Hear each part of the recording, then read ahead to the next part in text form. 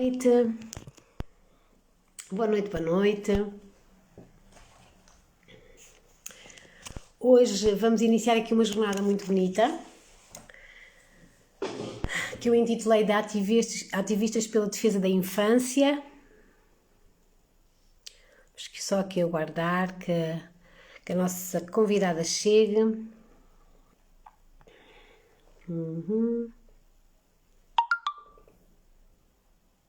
Ok. Vamos só aqui convidar a Giovana, só um bocadinho. Vamos lá ver que eu... Ok, deixa-me cá. Vamos só aqui convidar a Giovana. Ok. Então, boa noite, boa noite. Hoje vamos ter aqui uma convidada, uma psicóloga, ativista pela defesa da infância. Olá, Olá, Giovana. Estás-me a tá me ouvir bem? ouvindo? Vamos ver se isto aqui não está com um delay. Ok, então, antes de mais, muito obrigada, Giovana, por teres aceito este convite. Estás a ouvir-me bem? Tô ouvindo. Tá me ouvindo? Obrigada. Estou a ouvir bem, estou a ouvir bem. Ok, então, como eu estava a dizer, muito grata por teres aceito este convite. A Giovana também foi uma colega minha que participou numa formação, uma formação muito especial, e hoje vem-nos falar aqui de um tema muito, que eu sinto que é mesmo muito importante falar, não é? Porque há muitos mitos em relação ao desenvolvimento infantil que é importante desconstruir para conseguirmos realmente respeitar a criança. Então, mas antes de tudo vamos começar a apresentar a Giovana. A Giovana é psicóloga infantil, escolar e parental, ela também já se vai apresentar um bocadinho mais. É mãe de dois, não é, Giovana? De duas, isso. De duas. E trabalha também em escolas, não é? Apresenta-te um bocadinho E mais para te conhecermos um pouco melhor. tá bom, boa noite, né? Aí já é noite, aqui tá quase. É, Obrigada eu pelo convite, é um prazer, né? Acho que nós temos tanta coisa aí para compartilhar que a gente pode agregar. Então, fiquei muito feliz pelo convite, ainda mais sabendo que nessa semana que você nomeou, né, ativistas pela infância, assim, incrível o projeto, e porque o quanto é necessário, né, o quanto é preciso que tenha esse espaço. Então, eu agradeço. Eu sou a Giovana, sou psicóloga, né, trabalho como psicóloga escolar, infantil e parental, e E aí nós nos cruzamos no nossa formação, né, da educação positiva. E assim, eu sempre trabalhei, eu sempre atuei na abordagem humanista, então eu sempre tive um olhar mais humanizado para as coisas, né, para as demandas, enfim, tanto escolar quanto nos atendimentos individuais que eu faço. Mas eu sentia falta de algumas coisas, né? Eu sentia falta, assim, na minha abordagem que eu estava acostumada a atuar, não tinha um foco muito em criança, era mais, né, centrado no adulto e tudo mais. E aí eu fui procurando, né, e lendo, até que um dia eu achei num perfil de uma mulher que eu sigo, ela falando de apego seguro.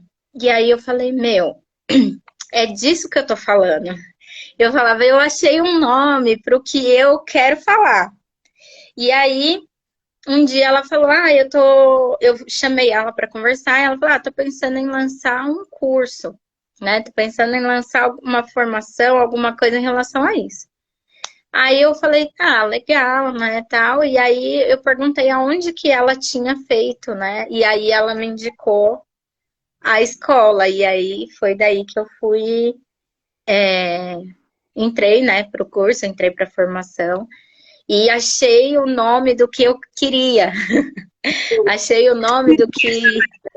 No fundo, que tinha a ver com o teu sentir também, não era? Isso. Porque eu procurava, assim, em algumas literaturas da psicologia mesmo, e é difícil, assim, encontrar algo que seja de fato centrado na criança, né? Que tenha esse olhar de fato para a criança e que não traga algumas, como que eu posso dizer, alguns rótulos, né? Algumas interpretações já dadas. Acho que esse é o ponto. Então, eu procurava por isso, eu tentava trabalhar nessa linha de pensamento, então eu tentava pensar, vou tentar não olhar uma situação colocando, é Um rótulo, culpa não é? disso, é culpa daquilo, enfim, né? Mas mesmo assim eu não tinha nome para dar as coisas, né? Assim, então a formação veio para muito assim para me clarear, para me ajudar e me orientar assim, no meu caminho. Uhum, uhum. E então, vamos falar um pouco sobre este tema. De que forma então é que achas que é importante compreender aqui e vais-nos explicar, não é?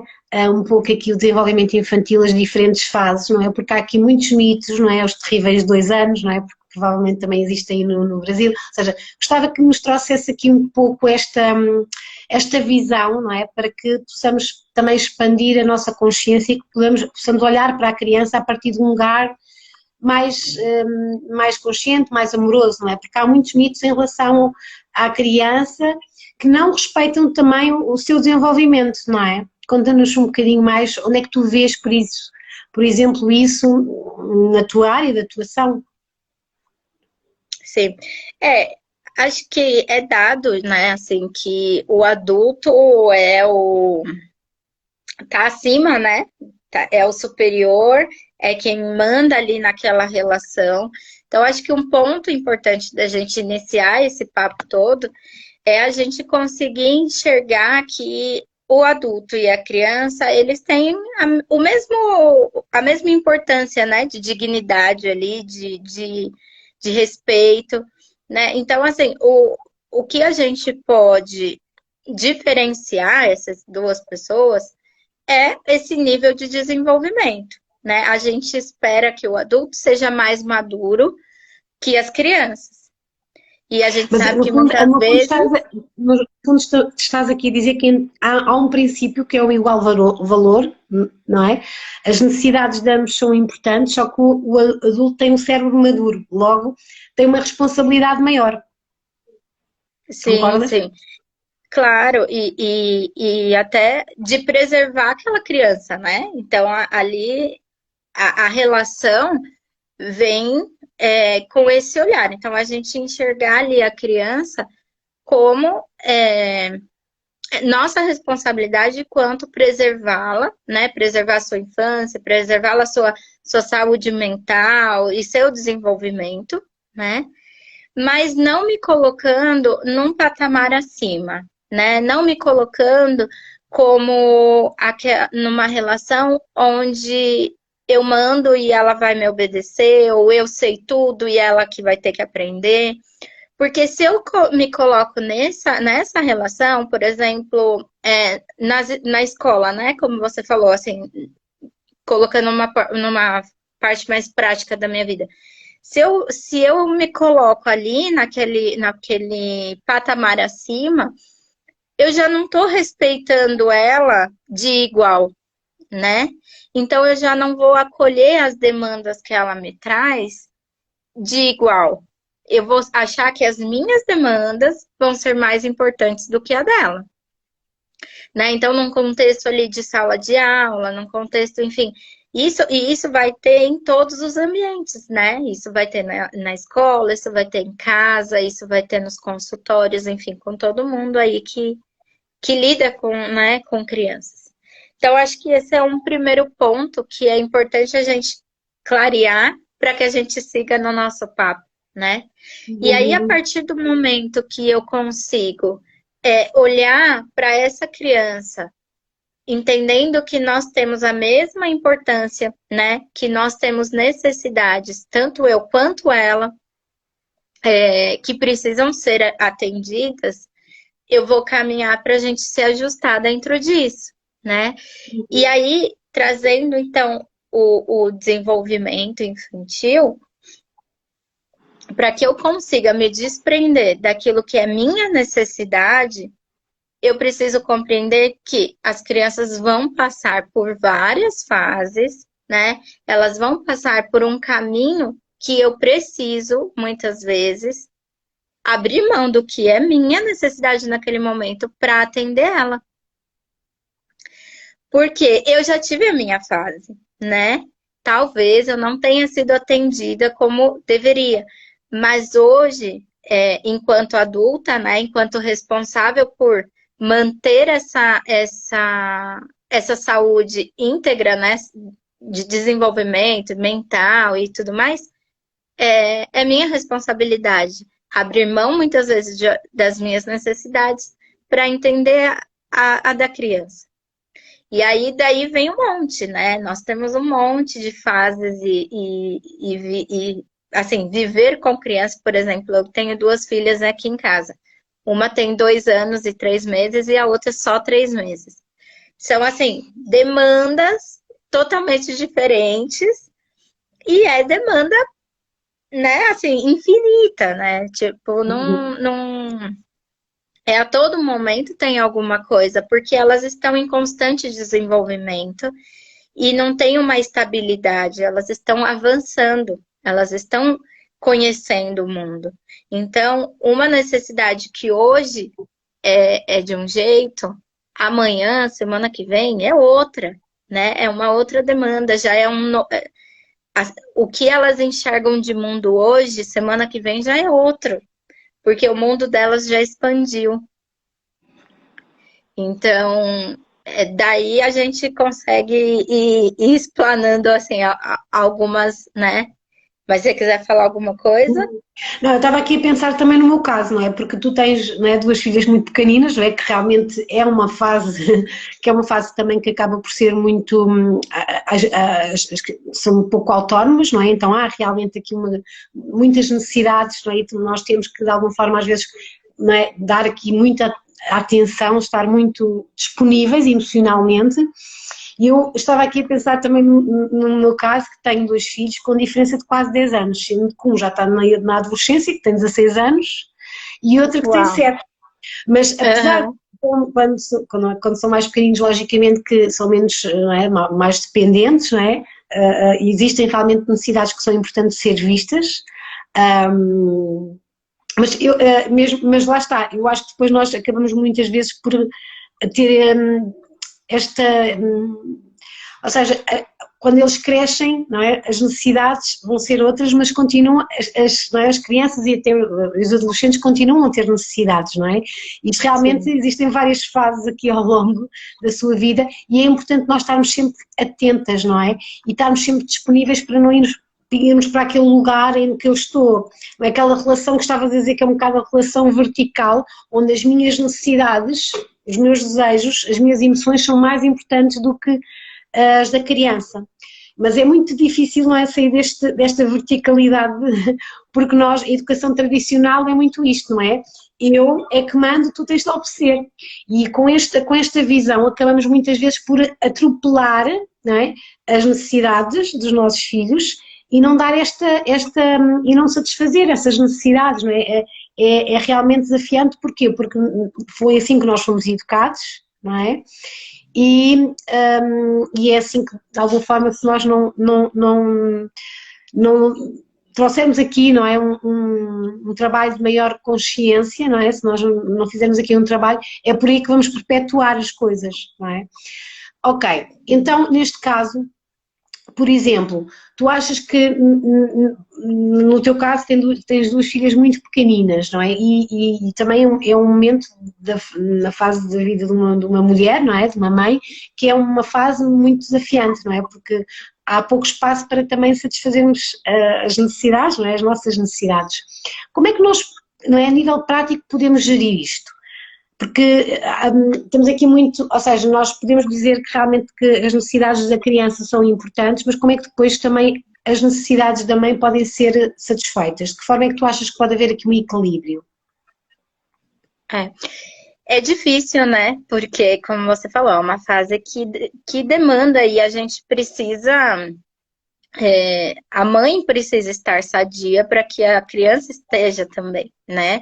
Então, é tentar ali um equilíbrio a todo instante.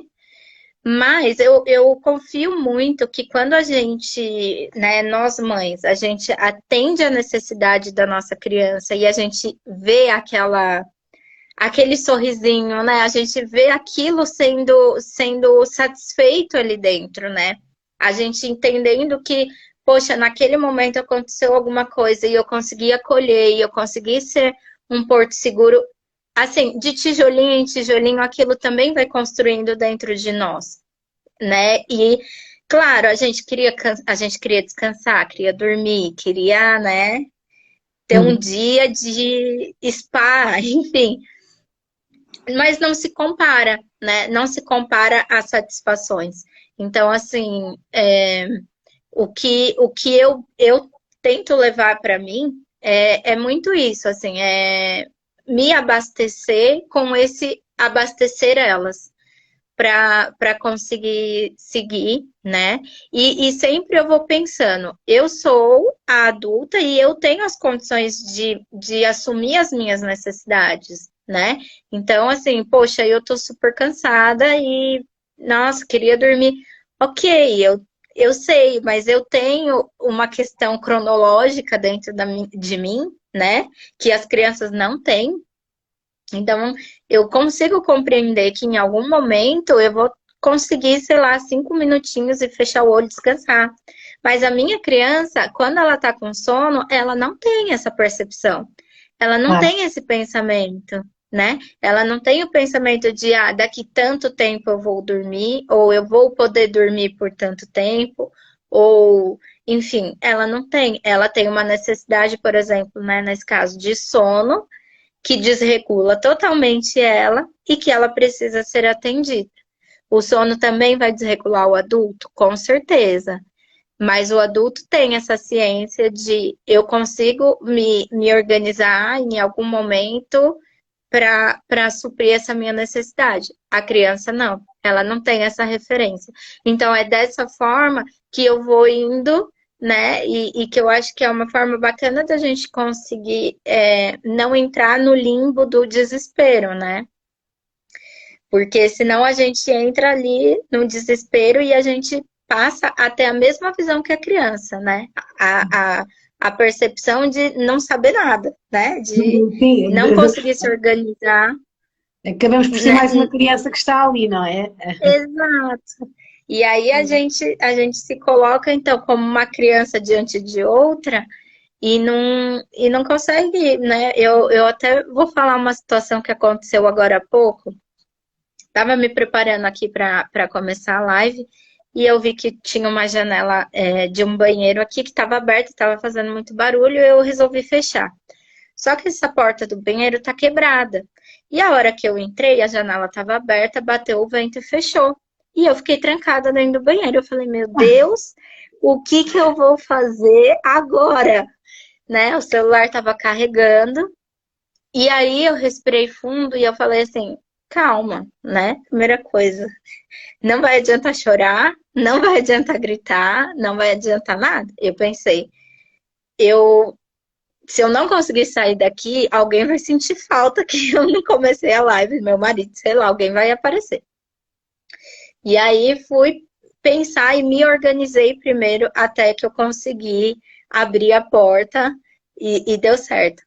E então eu acho que é isso, assim, num momento de desespero, a gente conseguir parar e se organizar primeiro e tentar achar estratégias de resolver aquilo, que é exatamente essas ferramentas que a criança não tem e que é papel do adulto ajudá-la a ter.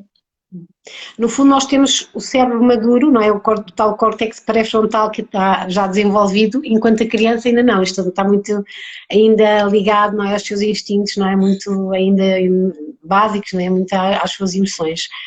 Ok, então, agora falando aqui um bocadinho de que, ou seja, deste tema que é, de que forma é que tu sentes que a educação tradicional, digamos assim, para generalizar, não respeita a criança, não respeita, não compreende aqui o desenvolvimento infantil, de que violências é que tu vês que acabam por existir aqui no teu contexto, enfim, naquilo que é a tua vivência? Então, acho que de início, né, a gente consegue ver um monte de coisa, mas de início já vem aquela parte na educação tradicional, existe já uma hierarquia, né? Já existe ali o ponto em que o adulto é o sabedor da relação e que a criança é o receptor de tudo aquilo, né, que o adulto tem, né? Então, por exemplo, num contexto familiar, os momentos de birra, né, as explosões emocionais, enfim, são momentos que muitas vezes não são compreendidos e são levados como um desafio, como, né, uma forma de que a criança está querendo mandar, e aí Manipular, já bagunçou. não é? Então, assim, aí já bagunçou a visão do respeitar, né? Porque eu não compreendo o que a minha criança tá vivendo, e eu exijo dela uma coisa que naquele momento ela não consegue atender, e naquele momento, enquanto explosão, e naquele momento idade, porque ela não tem, né? Se ela tá tendo birra, ela é uma criança pequena que não tem maturidade para se organizar.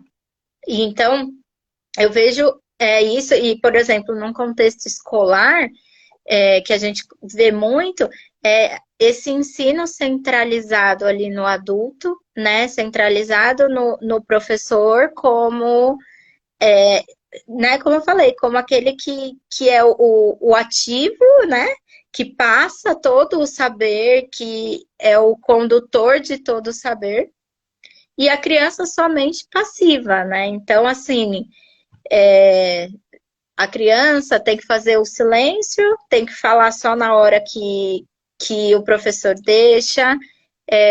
Enfim, então a gente vai vendo que nesse olhar tradicional e que é difícil as pessoas até enxergar porque está dado, né? É uma coisa que, assim, muitas vezes se faz sem parar para reflexão, né? Sem muitas vezes se questionar, poxa, será que há uma outra forma de fazer, né? Às vezes não é em contexto assim escolar. Muitas vezes não é uma característica de imposição do professor, mas é que ele foi ensinado a ser assim, Sim. com ele foi assim, né? E essa é a referência de professor que ele tem. E aí, como a gente desconstrói isso, né? A pessoa tem que estar muito aberta a enxergar, né? A ter um novo olhar, a olhar para uma outra perspectiva, para ela compreender que ela pode exercer aquilo que dá prazer para ela, que é ensinar, mas ela também pode fazer com que a criança seja o protagonista disso, né? E não ela. Então,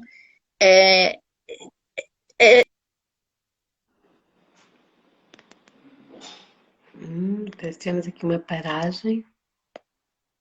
Não sei se é minha. Temos aqui uma questão qualquer de conexão. Não sei se é meu. Não sei se me estão a ver bem, a ouvir bem, se isto é meu. Que estranho.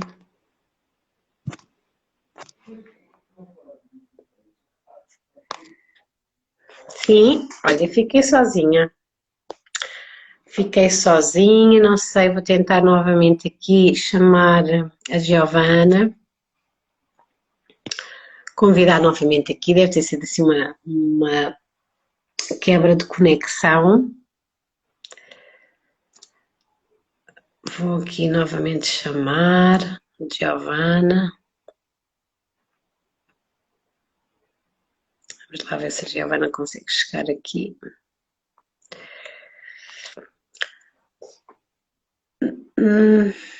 Isto é aquelas aventuras das tecnologias. Ok, estávamos aqui a falar com a Giovana sobre, no fundo, esta falta que existe neste contexto escolar, não é? Esta falta de olhar. Vamos só. Já chegou novamente a Giovana. Está travado. Eu acho que vai entrar novamente. Vamos aqui aguardar. Então, estávamos aqui a falar com a Giovana. Estava aqui a falar, a Giovana estava a falar sobre, não é, esta questão neste contexto das escolas em que muitas vezes as crianças, as necessidades da criança não são respeitadas, não é? Ou seja, há realmente aqui a necessidade do adulto que acaba por ser mais importante. Não sei se vou conseguir fazer com que a Giovana entre, vamos lá tentar novamente. Vamos tentar aqui novamente. Então, Ok, já estamos aqui outra vez. Deve ter sido assim qualquer quebra de conexão. sim. Ok. Giovana, estavas aqui a falar desta, não é, desta falta da criança ser protagonista neste contexto, não é? Da sala de aula, da escola. Fala-nos um bocadinho mais sobre isso, porque eu acho que é um tema que é sensível a todos nós, não é? E tu que tens esta experiência, ou seja, que também és psicóloga escolar, tens se calhar mais consciência do que é que se passa verdadeiramente, até que ponto é que realmente sentes que aí, ou seja, há aqui uma violência que às vezes até acaba por ser muito invisível, porque isto está tão, não é? Já está tão cristalizado neste sistema que é normalizado, não é? Fala-nos um pouco sobre isto. Que forma é que tu vês, por exemplo, a nível do contexto escolar, que forma é que tu vês que a criança acaba por não ser respeitada as suas necessidades, mesmo a questão do seu desenvolvimento, não é? Que forma é que tu achas que isto acontece? Esta falta ou seja, esta falta de acolhimento, não é? Este olhar centrado na criança. Sim. Quando a gente pensa aí, né, em escolas tradicionais, a gente consegue enxergar vários pontos, né?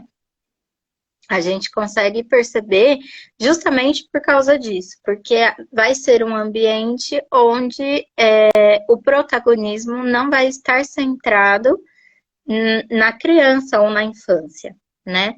Porque quando a gente compreende que a criança vai ter uma fase, por exemplo, desde o bebê lá no berçário, vai ter as fases, salto de desenvolvimento, introdução alimentar, que é um mundo que se abre para uma criança, angústia da separação, o próprio desenvolvimento motor, então cada fase do desenvolvimento motor, né, o sentar, o engatinhar, o andar. Então, assim, desde muito pequenininho, temos demandas que em cada vez que elas chegam, cada vez que essa fase chega e essa demanda chega, a gente precisa enxergar que é um mundo se abrindo para a criança que ela nunca viu, né? Que ela não conhecia. E aí, junto com esse mundo novo, vem os seus desafios, os seus medos, as angústias, né? E aí, muitas vezes, o adulto enxerga, então, quando a gente fala ali num contexto tradicional, então, assim, por exemplo, a criança no pleno desenvolvimento motor dela, ela querendo engatinhar, querendo andar, explorar, querendo mover o corpo dela, porque é uma necessidade, e ela tá amarrada num cadeirão, né? Ela tá amarrada numa cadeirinha que vibra, toca, faz musiquinhas. E qual é a necessidade dela? é ficar olhando um móvel, né, ali parada, vendo um móvel girar. Então, o que o corpo dela pede é movimento, né? E o movimento que se dá a ela é externo, não é dela. Então, daí a gente já vê que ela não tem um protagonismo. Porque se a necessidade do movimento vem do corpo dela e ela e ela está parada, então a gente já consegue ver que é quando a gente fala dessas violências invisíveis, né? De algo que é, assim, claro que não é uma maldade, claro que não é, mas assim, é aquela coisa do olhar por uma outra perspectiva, para compreender Eu acho que é muito que interessante, porque estes exemplos práticos, não é? Este exemplo que tu deste, e vou-te pedir para dar mais, porque eu acho que falta muito este exemplo prático. Nós às vezes nem nos damos conta que isto é algo que é violento, não é? Que acaba por não levar em sim, conta a necessidade da criança.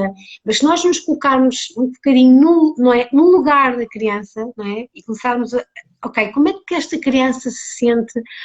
Como é que esta criança descodifica aquilo que se está a passar? Como é que esta criança está a vivenciar, não é? Esta fase do seu desenvolvimento?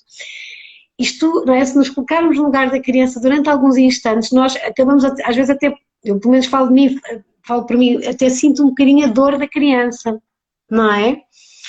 Dá-nos mais sim, exemplos. Esse exemplo foi um exemplo muito, muito bom, porque lá está, são coisas que nós nem temos consciência, não é? De uma forma geral, se nós sim. não nos colocarmos aqui no lugar da criança, é um bocadinho, ok, é a minha necessidade que a criança esteja ali e que eu esteja aqui a controlar as coisas é mais importante do que, não é?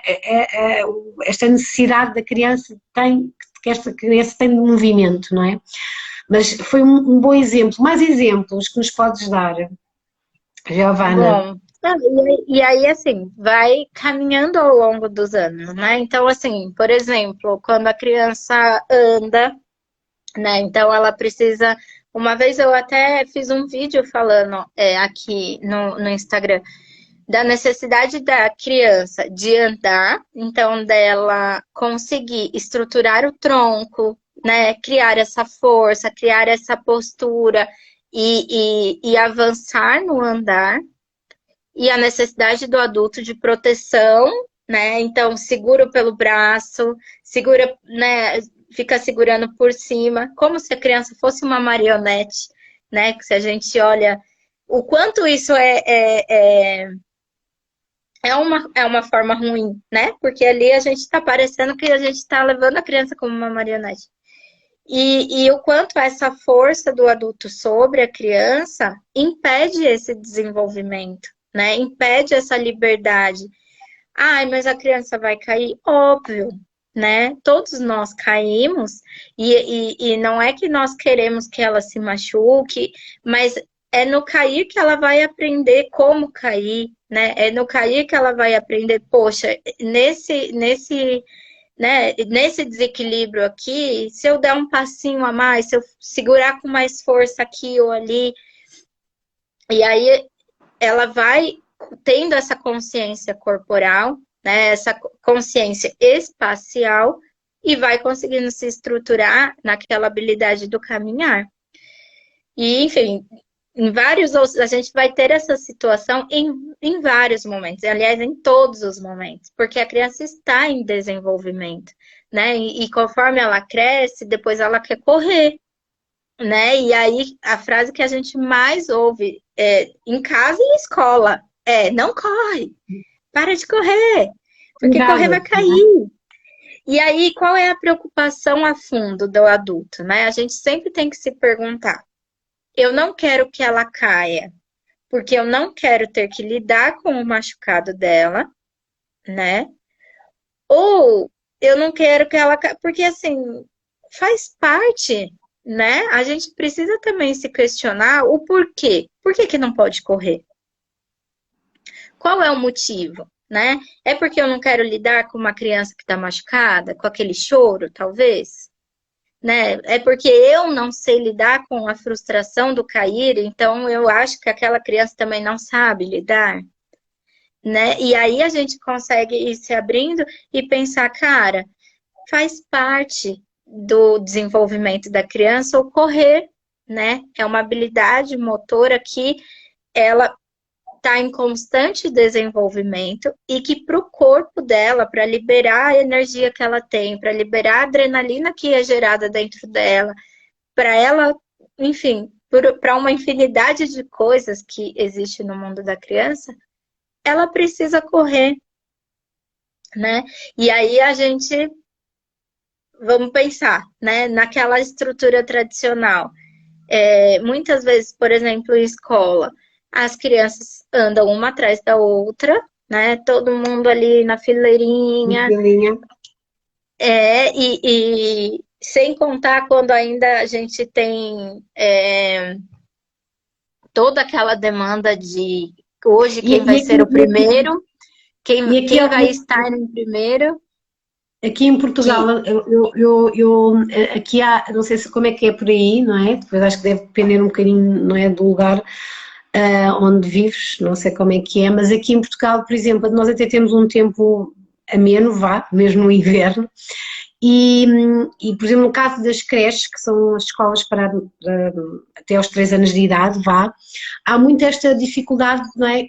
Muito este medo da criança ir para a rua, não é? Eu, por exemplo, eu uma filha andava numa creche e eu dizia, mas vão com os meninos para a rua, tem um espaço exterior tão agradável, e havia muito, mas os pais dizem para não ir porque têm muito medo de ficarem constipados, não é? Então, não é? Existia esta, ou seja, há muito aqui o medo envolvido, não é? A falta de confiança nas crianças, o medo de que fiquem doentes, o medo que caiam e que vão para o hospital e que se magoem, ou seja, há aqui muito esta questão do medo, não é?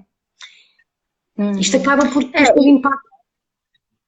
E aí, é isso, né? Um ponto que é importante a gente pensar é esse medo em relação a de fato a criança ou é ao adulto, né? Então, é de fato, eu tenho medo que a minha criança adoeça e aí eu ter que lidar com uma criança doente, né? Ter que lidar com as demandas que vai vir disso. Ou eu me importo com aquilo que a criança quer, né? Porque se a gente olhar se a gente olhar pela perspectiva da criança, e isso é uma coisa que eu acho bacana, eu trabalhava numa escola que eu ficava responsável por uma sala, né? E eu lembro que, assim, vários momentos eu parava com eles para a gente discutir, para mim entender a perspectiva deles. Um dia a gente tinha uma proposta lá, e eu não lembro, enfim, eu não lembro, era uma ação que eles tinham que fazer em alguma coisa da escola, e aí eu lembro que uma criança pegou, e aí eles estavam falando quais ações, o que, que a gente poderia fazer, e aí eles levantaram a possibilidade deles pintarem o muro da escola. E aí eu falei, tá, ok, então me explica o que vocês entendem disso. Porque o que eu entendo, eles eram crianças de 8 anos, né? 8 e 9 anos, mais ou menos. E aí na minha cabeça, a primeira coisa que eu pensei é, óbvio que não. Mas eu precisava entender da perspectiva deles o que era, né? E qual era a importância para eles do pintar o muro da escola. E aí eles colocaram, a gente queria fazer isso, a gente queria fazer aquilo, porque tinha alguns desenhos lá, né, da escola. Mas antes de eu cortar esse pensamento, né, e essa vontade deles, eu apresentei o outro lado, né? Então eu falei assim, ok, mas como que a gente vai fazer com a parte lá em cima, né? O subir a escada, enfim. Então, muitas vezes o que falta é a gente olhar e compreender qual é a perspectiva da criança, para depois a gente conseguir ajustar as expectativas. Né? Com certeza, eu não ia ser a louca que ia falar, bota uma criança na escada e vai lá pintar, só porque é a vontade, é a necessidade, enfim. Claro que não. Mas a gente precisa sair desse lugar, né? E entrar se colocar ali junto com a criança para a gente entender o que eles estão nos pedindo. Então, assim, eu falei, olha, um muro não dá para a gente pintar, porque o muro ele vai ser alto e vai chegar lá em cima, não dá. Mas e se a gente pintasse uma tela e a gente colocasse em exposição, enfim, vamos pegar, né, o que é do mundo dali, da criança, e ajustar para o que cabe, para a gente conseguir atender aquilo que está sendo pedido, trazendo para uma realidade que seja possível. Então, quando a gente fala de ambientes tradicionais, né, do olhar tradicional, da escola tradicional, enfim, a gente não tem, a gente fala de lugares que não tem esse espaço, né, que não vai ter esse tempo do enxergar pelo olhar da criança. Vai ter somente aquilo que já é dado como o que deve ser feito, ou como deve ser. E é muito interessante porque tudo aquilo que me estás a trazer, o que me está a chegar é que nós neste caso somos todos, que fazemos aqui parte um pouco desta educação tradicional, foi assim que também fomos educados, temos muito aqui esta energia do medo, não é? E pouca confiança nas competências, não é, da criança. Não é? Há pouca confiança a esse nível, não é? E realmente um dos livros, não é, que também para mim foi muito transformador foi o do Jesper Juhl, que fala mesmo sobre que as crianças são competentes. E realmente é importante dar este espaço e nos colocarmos a partir, não é, do lugar da criança e confiarmos mais, não é? Confiarmos que a criança tem competência, e eu vejo, porque eu era uma mãe, eu agora estava a lembrar-me de como é que eu era mãe do meu mais velho e como é que eu sou mãe agora do meu mais novo, não é? E eu lembro-me que tinha muito esse discurso, cuidado, cuidado, tinha muito medo que ele subisse às árvores, agora este sobe às árvores eu fico a observar-me, não é? Fico a observar, não é? O medo a chegar, não é? Aquele, ok, e depois é respirar fundo e não deixa. Não é? Há realmente, há mais competências, não é? Ele está neste momento também, lá está, a perceber quais são as suas competências, não é? A nível físico, e a respeitar também este, não é? O desenvolvimento, que de alguma forma, esta questão também é tão importante da consciência corporal, não é? Não sei se me estás a ouvir bem, Giovana, está aqui com uma bolinha, estás-me a ouvir bem? Um pouquinho, mas eu estou... Ok. Olha, Giovana, foi assim, já passaram 45 minutos, isto é um tema realmente que não saímos daqui hoje, porque há muita coisa que podíamos falar, devia ser quase dividido por capítulos esta live, porque realmente é um mundo isto, mas acho que falaste aqui de coisas mesmo muito importantes em vários contextos, não é? Não sei se queres acrescentar alguma coisa, eu ia-te pedir para deixares assim uma mensagem, uma mensagem final daquilo que sentes que é importante, não é? Aqui nesta jornada que eu chamei de ativistas pela defesa da infância, ia-te pedir, não é? Mas podes continuar e depois deixares a mensagem. Diz-me. Tá. Desse ponto, né, que você falou do medo, vem muito de encontro com isso que a gente estava falando, que é a criança, quando ela quer fazer algo, ela se enche, ela está 100% cheia de coragem, né?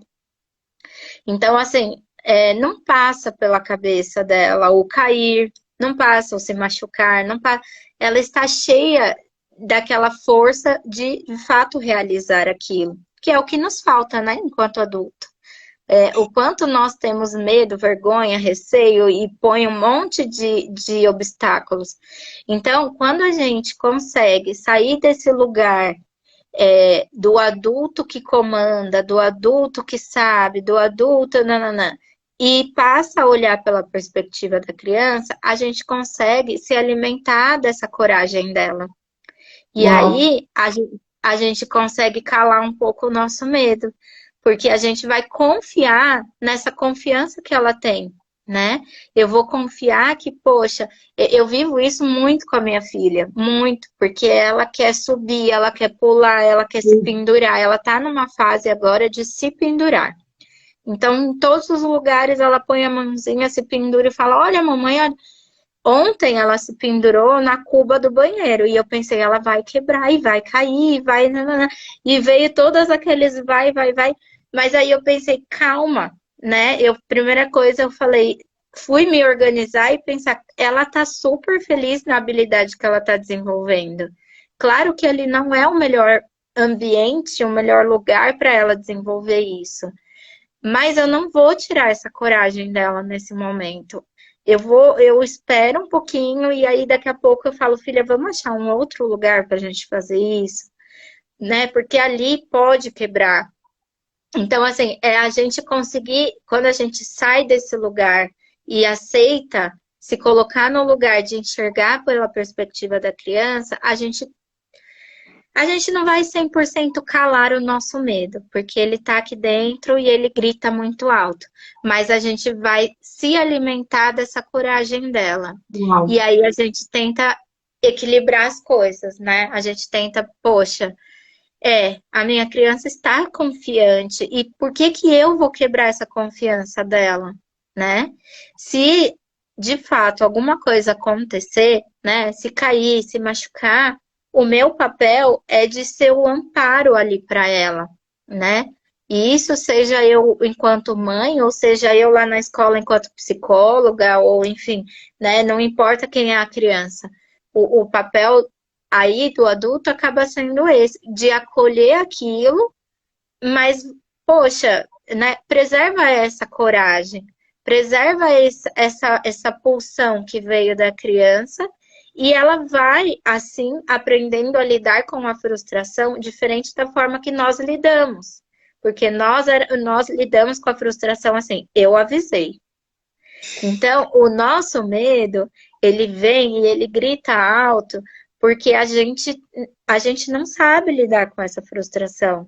A gente acha que, assim, vai acontecer e ainda a culpa vai ser nossa. Uhum. E a criança, ela, graças a Deus, a criança vem tão perfeita, né, que ela não tem isso, né? São os adultos que colocam isso nela. Então, a gente olhar por essa outra perspectiva é maravilhoso para preservar essas características da criança. Que E aí, lindo. enfim, assim, de mensagem, o que eu acho bacana a gente deixar até para esse mês, né, aí que você está fazendo, para todo mundo que vai acompanhar, eu acho que é essa importância da gente compreender que a gente precisa sair do nosso lugar, né? A gente precisa sair do lugar de eu já vivi, eu sou o experiente, né? Então eu tô falando para não fazer porque eu sei que você vai se machucar ou que você vai. A criança precisa experienciar as coisas. E a experiência que eu tive, com certeza vai ser diferente da experiência que ela teve, né?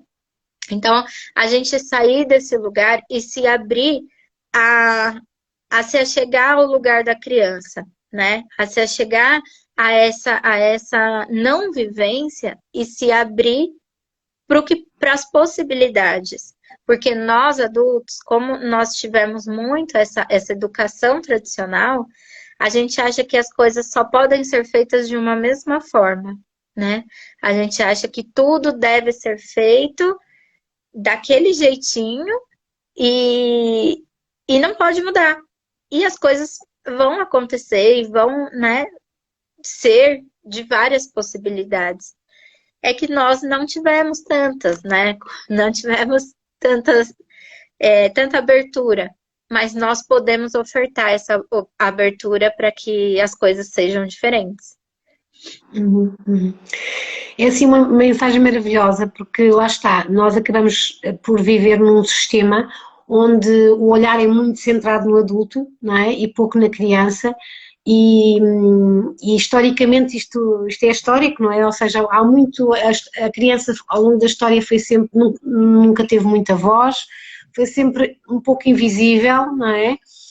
E é importante trazer, não é? Trazer tornar a criança visível, dar voz à criança, para que nós consigamos também tomar consciência de que a criança, não é, também tem, não é, que tem as suas necessidades, não é, tem o seu desenvolvimento que deve ser respeitado, tem os seus desejos, que nós podemos dizer que não há alguns desejos, mas isso não invalida, ou seja, não temos que criticar, julgar, não é, castigar porque a criança tem um desejo de uns lados, ok, podemos dizer que não e respeitar na mesma a criança. Então esta mensagem, não é, trazer aqui também esta perspectiva da criança, sinto que é mesmo importante.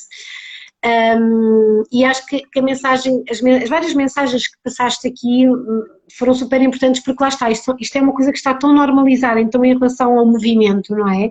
E mesmo nas escolas, mesmo quando eles já são mais crescidos, não é? Os castigos muitas vezes, às vezes que surgem, são fazer com que a criança fique sem um recreio, ou seja, há realmente aqui muitas coisas que se fazem e que de alguma forma não vão de encontrar aquilo que a criança precisa, não é? Então, Giovana, isto era uma conversa que dava para muitas horas, não é? Mas temos aqui uma hora definida. Queria agradecer a tua presença, muito, muito grata pela tua partilha. E pronto, e vamos caminhando, não é? Vamos caminhando, cada uma nas suas áreas de atuação, nas suas comunidades, vamos trilhando caminho juntas. Muito, muito obrigada. Obrigada eu pelo convite, pelo papo, foi uma delícia.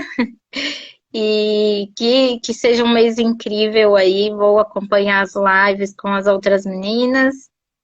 Parabéns pelo trabalho e que a gente consiga, de certa forma, passar um pouquinho dessa mensagem aí para todo mundo, e seja no Brasil, seja em Portugal, seja onde estiver, né? Que a gente consiga passar um pouquinho essa coragem, né, de se abrir para uma nova visão, para uma nova perspectiva de ver as coisas. Coragem é uma palavra bonita para terminar. Então, obrigada então, Giovana. Um beijinho então, até à próxima. Beijinhos. Tchau, obrigada eu. Obrigada.